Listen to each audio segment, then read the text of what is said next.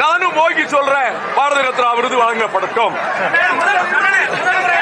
ஆமா, அவர் நான் ஆஸ்பத்திரியில இருக்கும்போது கூட அவர் வந்து பார்த்தாரு. அவருக்கு உடம்பு சரியில்லைன்னா கவலையோட நான் அவர்கிட்ட பேசுவேன். நானே எங்க அண்ணன் தான். அம்மா இறந்ததுக்கு 2 பேரும் கொண்டா நின்று பேட்டி. ஆமா, கடிக்கப்பட்டு வீட்டுக்கே எங்க அம்மா இறந்தப்ப ராத்திரியோட ராத்திரியா சீமார் வந்துட்டாரு. தொடரும்.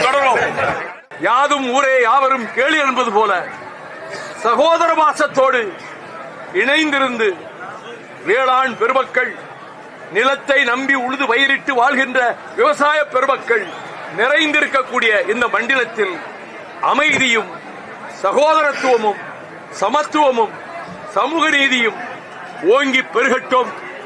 அதற்கு இந்த தேவர் ஜெயந்தி ஒரு பாதை அமைத்துக் கொடுக்கட்டும் என்று கூறி, அந்த ஒற்றுமை உணர்வு தமிழ்நாட்டுக்கு மிகவும் தேவை என்பதையும், சாதிமத சளக்குகளும் வேறுபாடுகளும் நம் எதிர்காலத்தை அழித்துவிடும் என்பதையும் இளம் தலைமுறையினர் உணர வேண்டும் என்பதையும் இந்த வேளையில் நான் இங்கே வந்து பசுமன் தேவர் திருமகனாருடைய தூவி அவருக்கு வீர வணக்கம் செய்கின்ற நேரத்தில் தமிழ்நாட்டினுடைய தன்மானத்திற்கும் வீரத்திற்கும் இளைஞர் உள்ளங்களில்